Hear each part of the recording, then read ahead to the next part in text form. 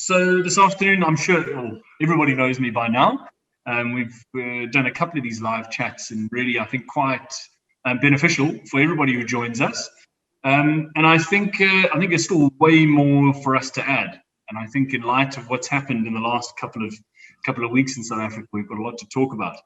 But I've started to realise now I've got to stop telling people it's been a tough week when it's on Tuesday afternoon. I think that's something we've got to get used to. Tough things in South Africa. So today we're just going to chat a little bit about secondary spend and maximising it. Something that I thought I knew a lot about, but I'm still learning a great deal. So I've got some really cool content and some great people that are going to join us. Firstly, James, SHEARD from I guess from the GRASKOP cableway, GRASKOP lift, and the Misty Mountains as well. Which has been an incredible attraction developing in South Africa. Before I get into it, it's just us. So Sid, I'm just really reminding you and Selma that Sabine has been working really hard on our benchmarking study, which I believe is getting close to finished. I think we put a lot of pressure on Sabine there, but almost done. And then obviously everybody has, I assume, but if you haven't, you have to sign up for the conference next month on the 19th. Come and join us. Again, I had a couple of people asking to talk about the Poppy Act, but I see they didn't join us in this live chat, so I can skip that one. So I guess, Sabine, I think probably the best, if you wouldn't mind giving us an update very briefly on the industry. I got my jab earlier in the week, and I felt hugely optimistic. I mean, not everybody would get their jab. I don't expect that, but I felt maybe we'd be back in business by December. How do you feel? I think it's dependent on, rate of vaccination in terms of international tourists. It's dependent on how they view our vaccination rates, and of course, what kind of travelers allowed between countries. I mean, again, this isn't for public consumption yet, but I was a little bit concerned as to how overly optimistic our survey respondents were, with many of them, with many of them saying they see December 2021 as returning to 2019 levels, which I think is very optimistic. But just to go back, the others that I'm busy working hard on analyzing our survey. It's going to be a tight timeline, I have to say, but very, very interesting, both in terms of information that we've never had before, and then also in terms of information that isn't available. So if we talk about secondary spend, for example, I'm just looking at my stat here, 14% of respondents make 100% of their revenue generation from tickets. Now, what this means is that they've spent all this money and energy and marketing to get visitors on site, and then haven't maximized. You're leaving money on the table, basically. If someone's had a good time, they want a memory, or they want a cup of coffee. Or the number of respondents who said our retail is outsourced and therefore I don't have the stats. Well, you should still have the stats, because this is really, really important for your business. A number of people, I would say out of the 50 respondents, maybe 5 gave a number in terms of retail spend that I feel confident in. And the reason I'm saying is that because they gave things in small denominations. So we're talking like 23 Rand 50, 8 Rand 50. That tells me that they're on top of their game. When someone says 100 Rand or 200 Rand, what they're saying is that it's the visit, that's a basket site. It's the visitor who's come into your site and shopped. The way to calculate your average visitor spend is all your visitors on site. So if you have 1,000 visitors, you're trying to calculate what the total retail spend was against those 1,000 visitors, because you're also trying to figure out who doesn't spend. And if you find items that are suitable for under 5s, you will see that it'll spend creep up. If you're telling me it's 100 Rand a head, you're only calculating the people that are actually spending in your shop. So you're missing a whole chunk of information. Both are important, basket size and average visitor spend. So I think there's a lot of education to be done for the industry as to which numbers to keep, why to keep them, how to read them. But that's a start. And James, I'm so glad you're joining us, because I know that you're a good benchmark operator. You do things well. I haven't been to see your site yet, but I know just from the kind of information that you talk about that it's an example of an attraction that knows its game. Thank you. Yeah, absolutely. Sabina, I was just thinking earlier before we started, you mentioned something in our previous live chat where we were talking about online ticketing and how once I've purchased that ticket online and then I go into the attraction, I've got a little bit more cash reserves in my pocket. Yeah. And it seems to really ring true now. You know, we, for reasons I haven't been able to kind of absolutely nail down, from a Happy Snappy point of view, in our partner attractions, we've seen a massive uptake in our conversion rate. So penetration, I guess. Wow. A lot more people buying than we used to, Wow. as a percentage of who's visiting. So I don't really know why, but I think there's a lot of potential there across any secondary spend. You know, people are going out and leaving the house for the first time in 6 months, as you say, leave with a memory, leave with a cup of coffee. Yeah, that's interesting. Yeah, so I can tell you that research in Europe, which has opened their attractions over the summer months, they have consistently all reported greater spend in food and beverage and retail. In other words, fewer visitors for a number of reasons, but the visitors that they have are spending more. And it could be that there's households have saved up, so we're going out less often, but when we do, it's an event and we're prepared to spend the money. It could also be in the case of Europe, everybody buys their tickets in advance or a large majority for COVID regulations. And so this spending power that you still have in your pocket because you paid for your ticket a month ago. So the main message is if you're not focusing in detail on your secondary spend opportunities, you're going to be missing out. It's really important. And as I say, I can't reiterate enough, you spend so much time and money on getting your people into your front doors to not maximize. It's the easiest return on investment. They're there already. They are the ones that you've got. So it's not a case of fleecing them. It's a case of finding out what they want and then giving them what they want in other spheres aside from the distraction. The other interesting thing, and Fazila, I'm going to tweet about this and maybe send you the link, is that I just listened into a 1-hour analysis of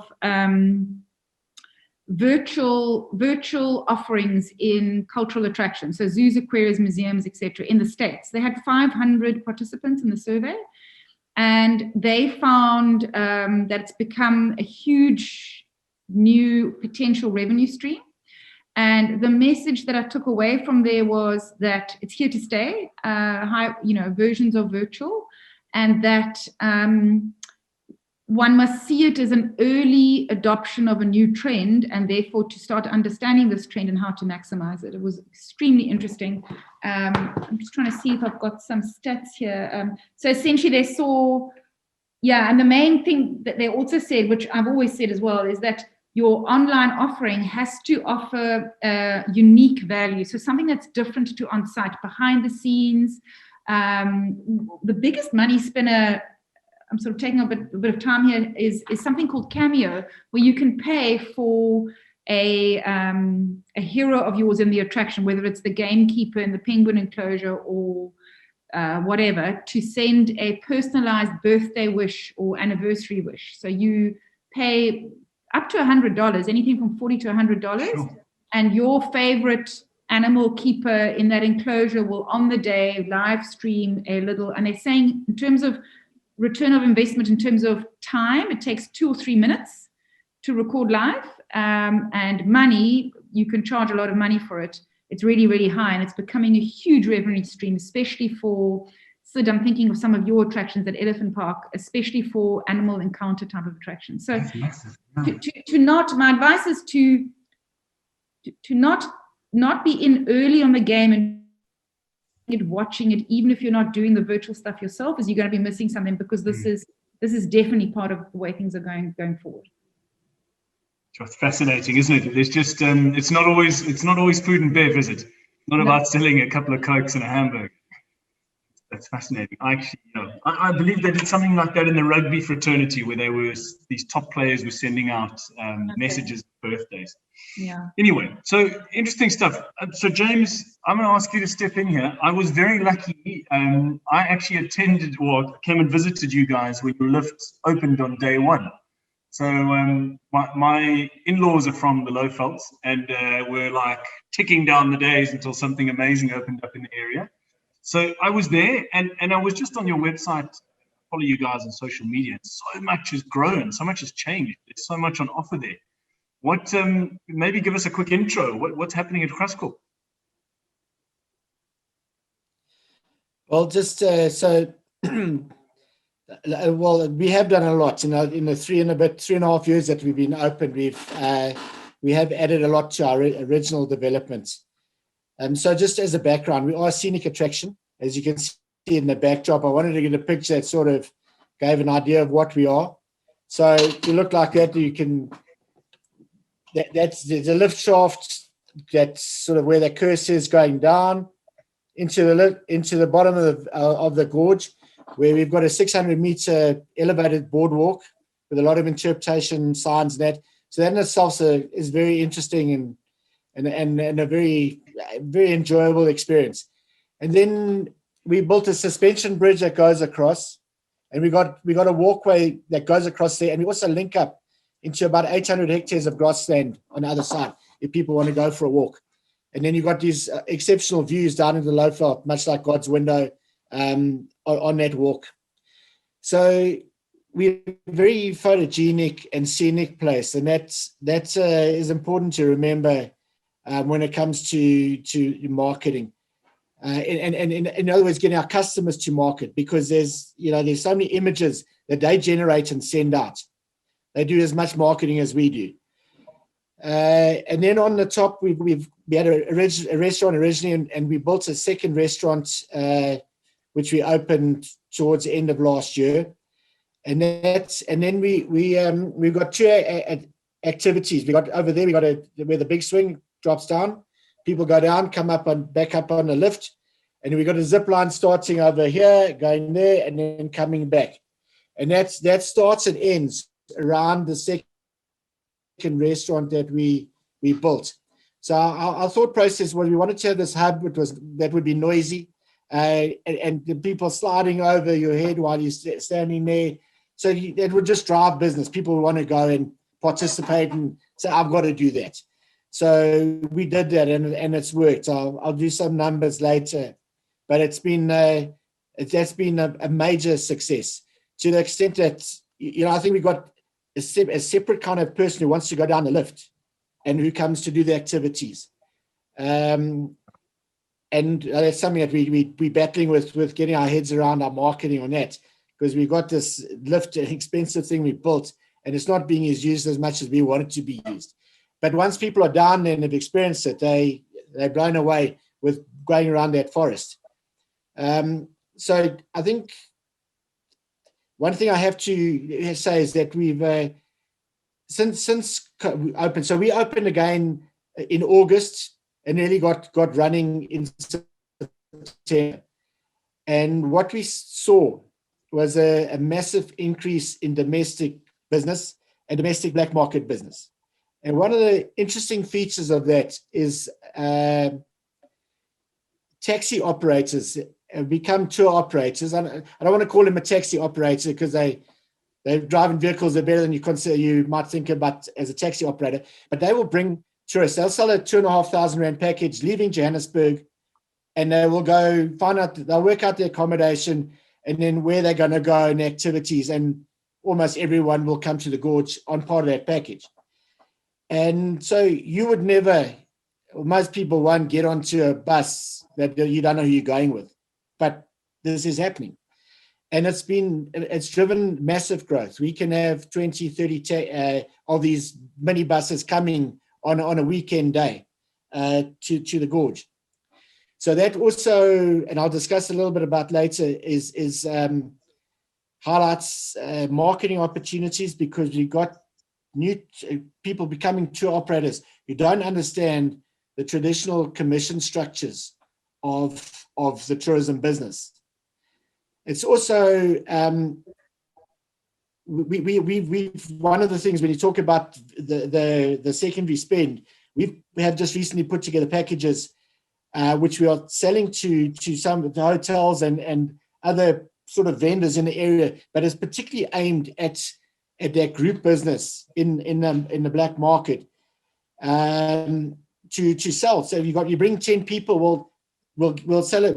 We got a package that includes the entry, go down the lift, maybe do the zip line and 150 rand meal voucher. We give them a commission on it, and we try to make it worthwhile. So it's new. We don't know how it's going to end up, but we are selling some. And then it's also, we are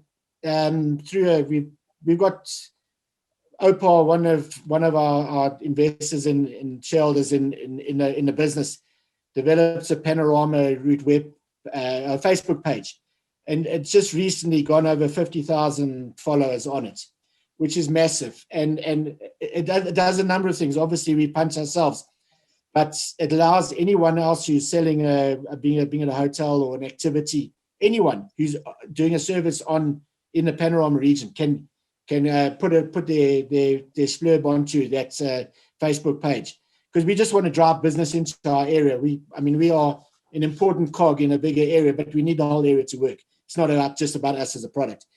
So, and that's been enormously successful. And through that, we've got a section where we're tracking down all these operators, and we're talking to them, and we want to host them and discuss the value adds and the benefits of being a commissionable business.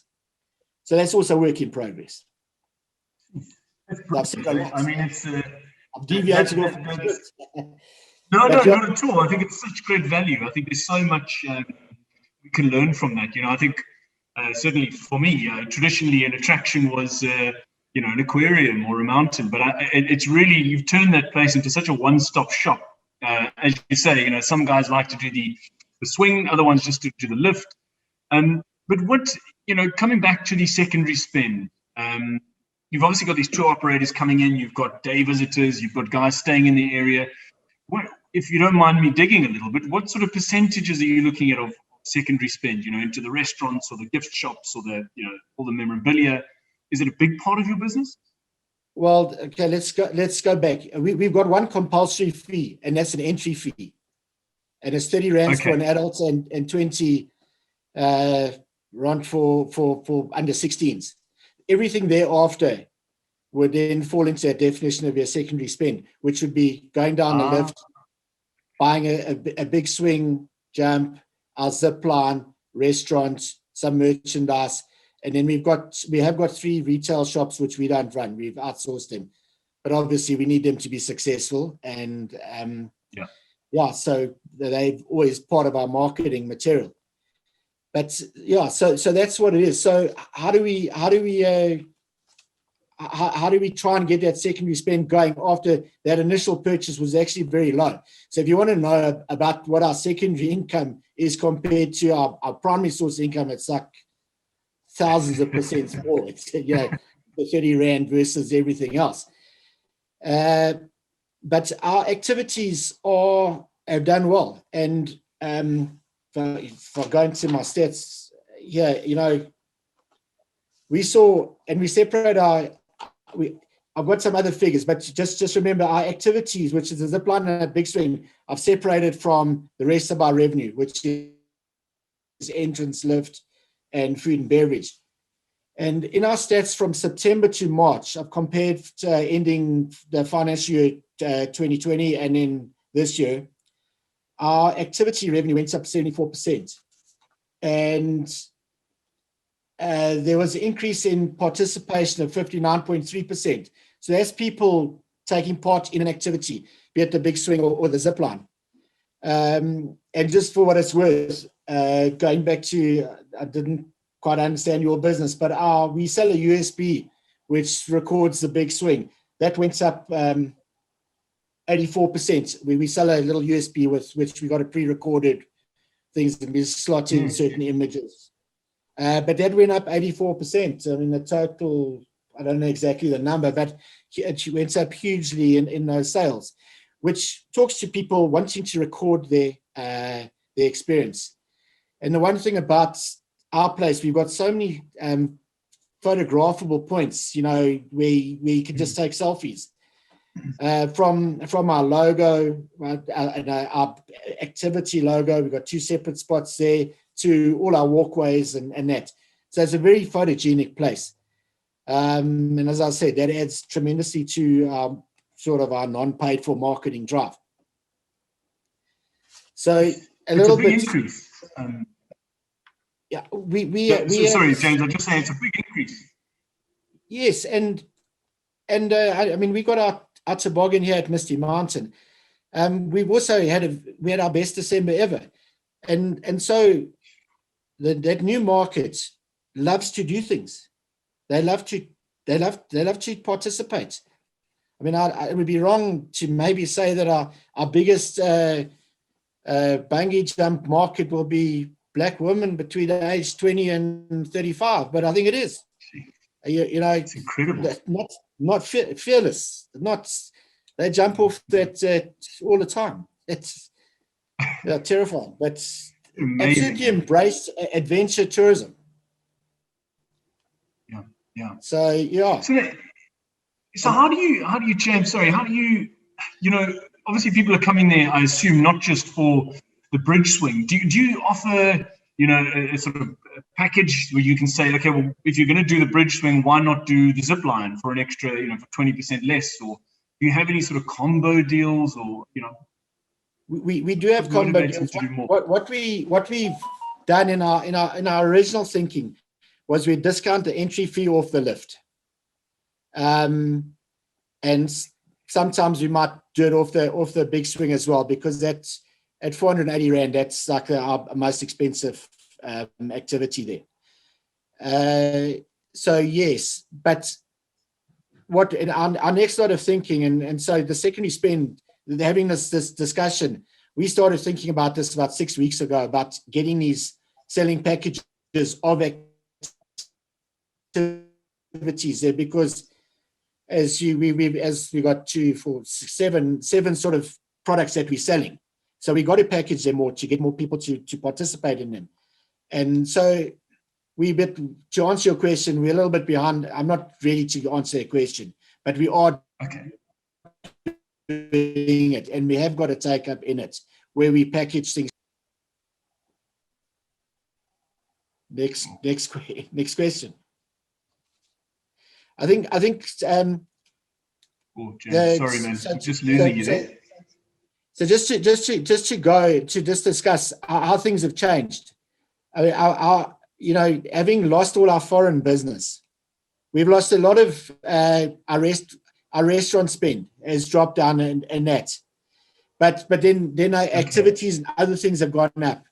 And since, as I said, we opened what we call a cafe, so it sort of just does chicken, and it's got drinks around it. But that is targeted specifically at our black market, and we got nice, comfortable furniture there. Where, as I said, that hub activity takes place, and that hub vibe is experienced. That has grown. So actually, our revenue is much the same. With our sort of packs have gone down a little bit in our main restaurant. We've gone down a lot, but we picked it up there. But it's in less valuable or lower costs or revenue products. So that's so interesting. I think. Sorry, James. I just thinking. You know, that sort of food and bev, as I said in the beginning, to me that's like your mainstay of what you call secondary spend, and the fact that that's your main restaurant has gone down in visitation, but a more sort of cafe style has improved. It's also an interesting point. I wonder if that's something that all of us attractions should look at as well. You know, these big restaurants that we have maybe aren't what people want. Well, when we left the last conference we had in Cape Town, the physical one, you know, I think that's when the concept hang time got discussed, and we took it seriously. And so that's why we built this. You know, part of our logic in this is just to increase that hang time, get people to stay there. Now, what we've achieved here, which, to be quite honest, we didn't set out to achieve, but we've been able to merge a physical scenic attraction and an entertainment spot. So what I'm saying is we can get people to spend hours there. Watching people swing, do the bungee jump, because it's right there. And people just sit there and they wait for the next person to do it. So you've got a 10-minute turnaround time. They go off and do something and come back and watch the next person. You can also see that person jumping from the bottom. You know, we've got a suspension bridge that goes underneath where the swing is swinging. So you can see someone come flying down, you know, from above, you know, when you're down in the bottom of the gorge. But it was all trying to work on that hang time logic, which has worked well. I mean, I think it's a wonderful thing. And then it does give you that opportunity to sell one more Coke and maybe obviously one more activity in our case, because people are experiencing it. But what I was talking about is that meeting point where an attraction becomes entertainment place. And the consequence of that is we've got people who come back more than once in a month. We've got people who are going to visit the Gorge 6 times in a year because it's entertainment. Whereas, you're going to go to God's Window once a year, maybe twice in 2 years. But you got people who are going to come here because we've created this it's got such a great entertainment value. I think, James, you've raised a couple of things. It took me a while to figure out what you mean by hang time. We call it dwell time, but and you're right, dwell time on site. The more you increase dwell time, the greater the spend, because you automatically get hungrier the longer you stay. I think the other two very interesting things you've hit on. One is that a lot of attractions underestimate the value of watching others have fun. So watching others bungee jump, watching others walk across a bridge. It's literally an activity. And Disney has perfected that, where they make sure there are sort of resting and observation benches around sites where other people are engaging in something that perhaps you're too scared to do. You're not going to catch me doing a bungee jump, although I have done it once. But watching others do it is literally an activity. So the fact that you've conscientized that, congratulations to you. Attraction designers in America actually design that fact into the attraction. So that's amazing. Also, I'm very pleased that you walked away with one thing from our last conference. I always said you can just walk away with one idea, you're made for life. And then the other thing I think that's really fascinating to me is how you say you started off as a scenic site, and basically you've now almost become we won't say this word outside of this forum, a theme park of nature, nature's theme park, where you've got a number of activities, hence repeat business, etc. So you're an amazing case study for so many things that we talk about at attractions at Avia. And you've kind of done this organically and figured it out for yourself. So some congratulations to you. But it sounds like, that's what I'm saying, you're a high-class operator.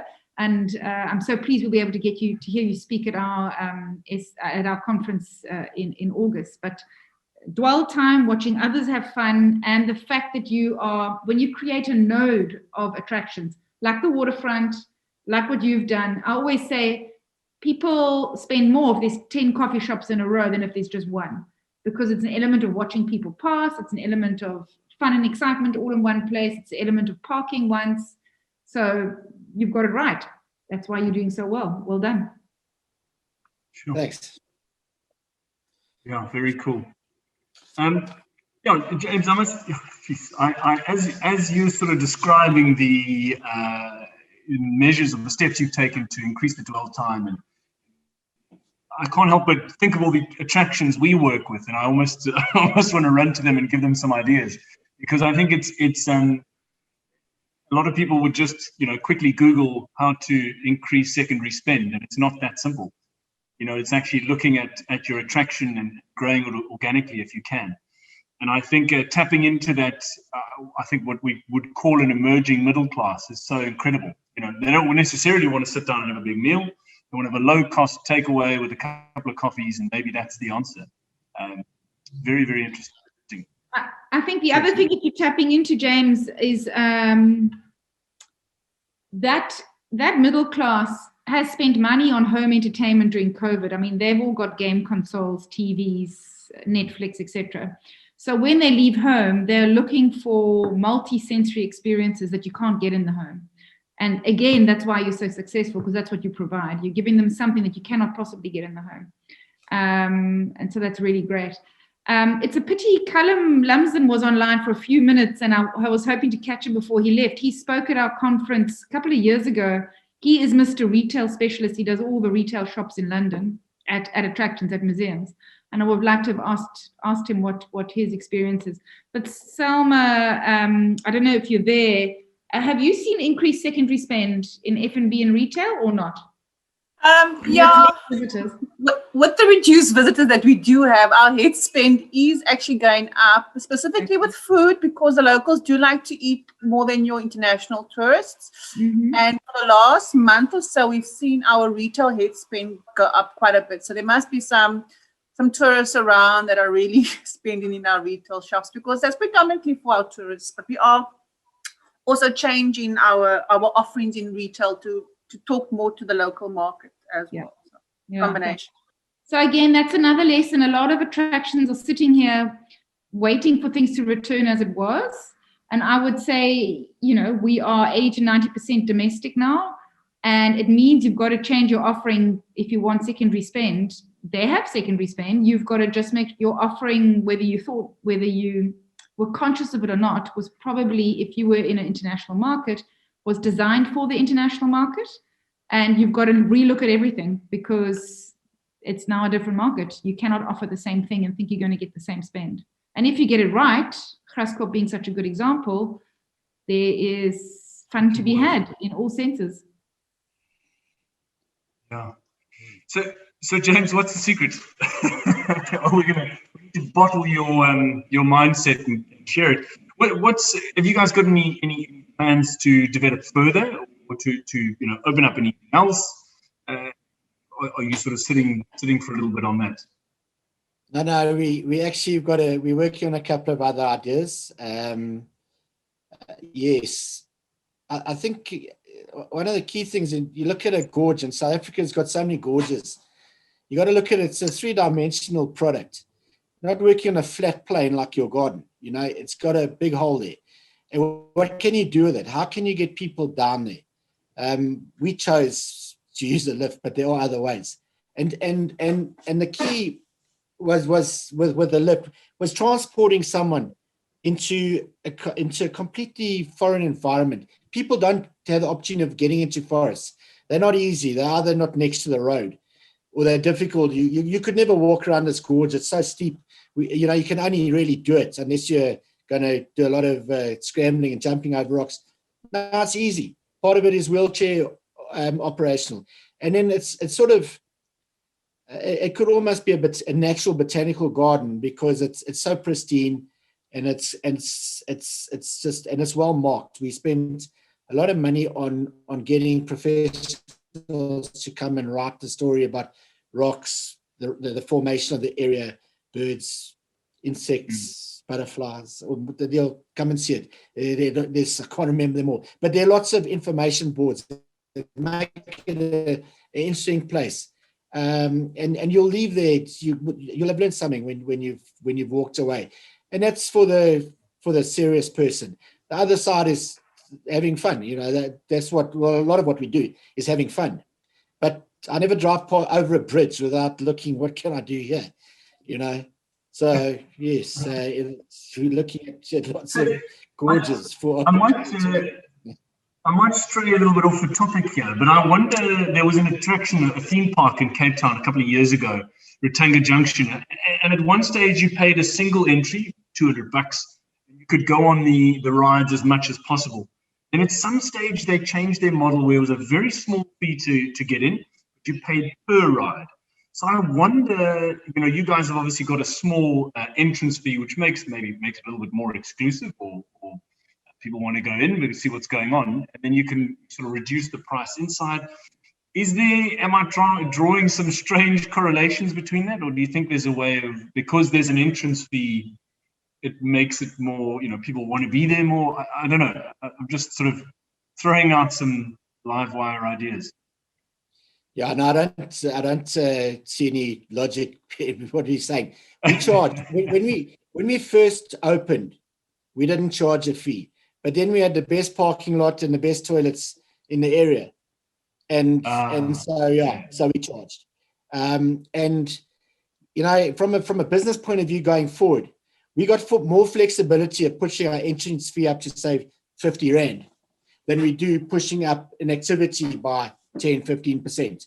So I think going forward in the next couple of years, from a pricing strategy, we'll be playing with the entrance fee and not the activity fee.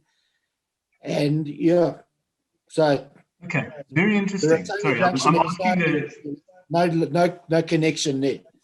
There are actually No, a lot of studies. Try.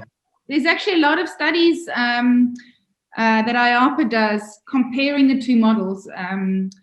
What do they call it? They call it, anyway, there's a name for the two models. The one is basically free entry and you pay for what you use, or a single entry and everything's paid for. You've kind of got a hybrid. I mean, your entry fee, I would say, is almost like a parking fee at 20 Rand. But I agree with you. It's a fantastic model where you can easily, and of course, you know, you're always wanting to increase the fee at the point where the most people pass through. So if everybody comes to your entrance and you can get it up by $5, it's going to make you more money than the 20, I don't know, 20, 30% that go on the lift. So it's a great model. And hence, it's not normal in South Africa that we charge for parking at attractions, but most European models do, and it's a significant income driver. Well, having said that, I mean, Yep. you pay to get on site. Then you can walk around a few million rands worth of decks, a suspension bridge, and other things for free. So it's not exactly a parking lot. It's a place. Yeah, no, I was being facetious. But I think what you're doing is marvelous, absolutely marvelous. A really interesting case study. Yeah. Any advice for other attractions? I mean, if you, there's always so many small attractions that are desperate to get out there, increase secondary spend. What, if anything, is there a top tip that you could share with them? Well, I just want to say one thing is I think my principle is you get rewarded for innovation, and we are being rewarded for innovation. So whatever your spot is, I'd go and do something outrageous to add to it. Just make it that something you got to go and do it. It might be changing your whole business, but the thing is, you know, this is unique and people want to do it. I mean, we put up our toboggan at Misty Mountain and everyone wants to do it. It's sort of that kind of thing. You get rewarded for innovation. Don't be scared of innovation. And don't be scared of the risk. At the end of the day, it's only money. Yeah. I think that sentence is going to be quoted by Fazila on Twitter. She's probably got it out there already. I love it. Rewarded for innovation. Bloody hell. That's fantastic. One thing I wanted to ask you, James, is what percentage of your ticket sales are online pre-arrival? Yeah, listen, you asked that question, the questionnaire. So read the answer there. It's very low. It's very low. Okay, low. No, the questionnaires are not linked to people. So remember, it's highly confidential. People are so sensitive. Okay, so what do you say? 10%, 20%? No, less than that. That's interesting, huh? Yeah. Wow. I wonder why. Particularly as your yeah? I think it's okay. Obviously, when we had tour operators, we would have had, and by the way, I mean, just looking at our numbers, our tour operator business, obviously, it went down 78%. So that's just a stat, but an obvious stat as well. But they would have pre-booked, but I don't think our market looks at it like that. They come on the day and they enjoy what they do on the day. Cool. Yeah. All righty. Anybody got any questions before we start wrapping up? You want to? Well, I see we've got Sid here from the Waterberg and Elephant Park. Sid, I mean, any comments around your members and secondary spend? I don't know if you heard me say at the beginning, and I've just looked here again. In fact, in 2019, 52% of respondents to the question, what is secondary spend on site, said it was not applicable. So this either means they don't have some secondary spend on site or they've outsourced it, in which case both are completely wasted opportunities, as in, even if it's outsourced, you should know what it is because you can make you and your product to make more money. And if you don't have secondary spend on site, even if it's just a photo op or a keychain, it's a completely missed opportunity. So that's a big finding. Absolutely. I love the idea of the Americans where you're going to get the elephant, the guy in charge of the elephant is going to send you a birthday wish or do something like that's magic. I think that's an incredible idea. I must James? send you the link to the people that do that. It's a whole app that you just, seems to be an app, and then it's done and dusted. Awesome. Thank you. I'd really appreciate that. But James, I'd be particularly interested because we don't have any secondary spend. It's something we really need to teach our members and get them up and running. Can you give us a thumbs up, and just a thumbs up, because that's all I'm asking. How many visitors do you get from Gauteng as against from surrounding areas? In other words, from the other Mpumalanga areas? Or percentages, if you're not comfortable giving numbers. Most people don't like just 50%, whatever. But the reason I'm asking is Ledette has published figures that I've disputed. They number one, I'm very strongly against the fact that Stats SA doesn't even classify tourism as a category of employment, let alone a contributor to the GDP, when we internationally are 10% GDP, 10% employment. But we've seen the figures that they've published, all right, and we've gone down from 4.7 million to 2.2. And they say, oh, it's because of the economy between 2017 and 2019. Excuse me, but Mpumalanga went from 1 to 2. So you doubled, we halved. And I blame that to a large extent on Bakwena and the mess and the delays people have. Over Easter, it is horrifying. You could stand 4-6 hours in a queue with no toilets, no anything else like that. So how many visitors are you getting from Gauteng? 50%, 80%, 20%? Just a thumbs up. I would think at least 50%. And I'd say that I think it could be higher than that. Yeah, because a very big timeshare market in Hazyview, so that sort of drives a lot of business, particularly our weekday business. Yeah. And we are just weekend place. We have our challenges, we have our roads and potholes, as people know. We also have the M4, so we also have our toll road. But yeah, I think it's not as bad as what you're suggesting. I would say, I mean, in lockdown in May, just well, for what it's worth, in April, May, we were probably getting on a Saturday 1,000 people come in. Last Saturday we did 397, and it was 400 and something the Saturday before. Yeah. So that just gives you an idea of the Gauteng lockdown and people not moving. So I would be very happy to say 60%. Fantastic. Okay.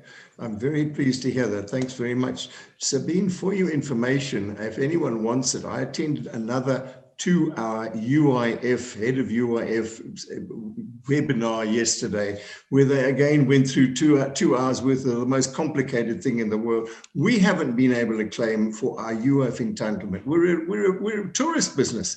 We've been trying to claim from October to March, which we're entitled to. And you've had so many blocks being put in the way. And this same guy, Alan Ragavu, gave us a thing. But if you would like, I can send you a copy of all the information which we got, which gives you everything from who they're, what they call UIF, U-filing ambassadors, to how to go about it, what the forms are, this and the other.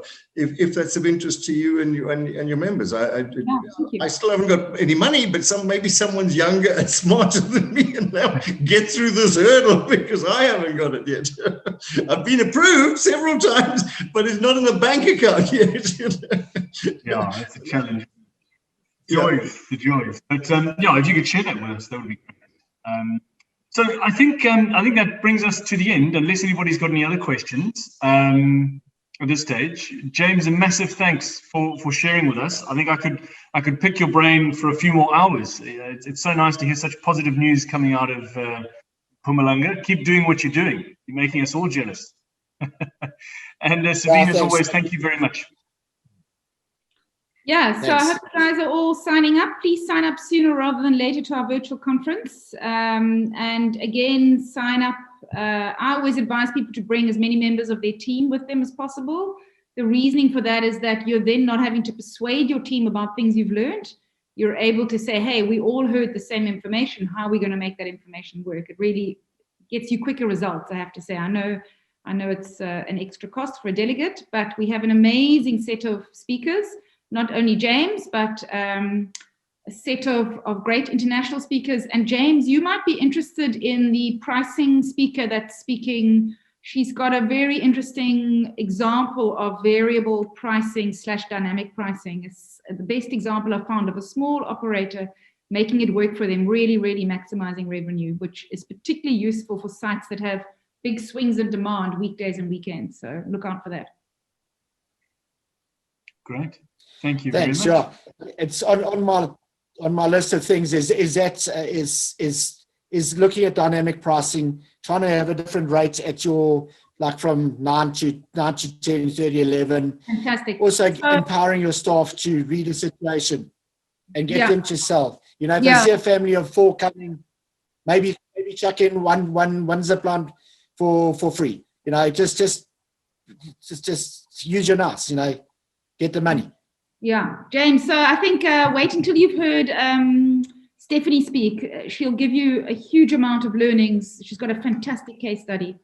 Yeah, really, it's I've seen the case study, it's amazing. So, and sign up. Right. We don't like last minute sign-ups. It makes us all very nervous. Just do us a favor, and if you're planning to come, do it. It's very easy. It takes you 2 minutes.